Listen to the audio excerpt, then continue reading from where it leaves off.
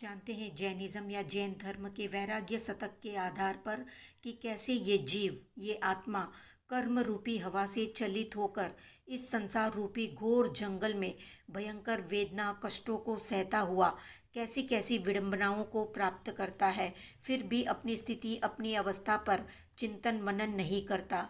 अनंत दुखमय इस संसार की भयंकरता को समझाने के लिए, संसार से ऊपर उठाने के लिए, वैराग्य से ओतप्रोत होने के लिए ज्ञानी लोगों ने इस संसार को कई उपमाओं से उपमित किया है। जैसे कि ये संसार कैसा है, तो बताया गया है कि ये संसार शमशान के जैसा है, कत्ल खाने जैसा है, सागर के जैसा है और भयंकर जंगल के जैसा है।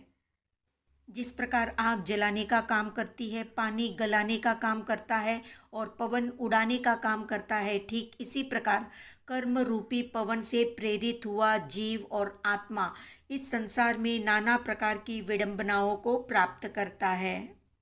जैसे अजन्मा अजर अमर आत्मा की कैसी हालत होती है, यानी अजन्मा आत्मा को जन्म धारण करना पड़ता है, तो अमर आत्मा की शमशान यात्रा निकलती है और अजर ऐसी आत्मा को वृद्धावस्था की पीड़ाएं सहन करनी पड़ती है।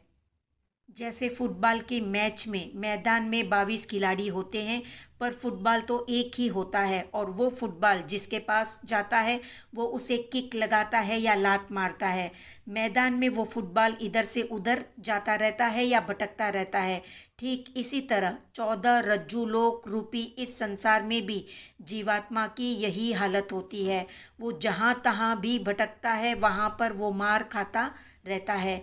हमारी आत्मा ने अनंत काल तक ये मार खाई है, फिर भी आश्चर्य है कि उस मार से मुक्त होने के लिए न तो कोई पुरुषार्थ हो रहा है, न ही कोई कोशिश हो रही है।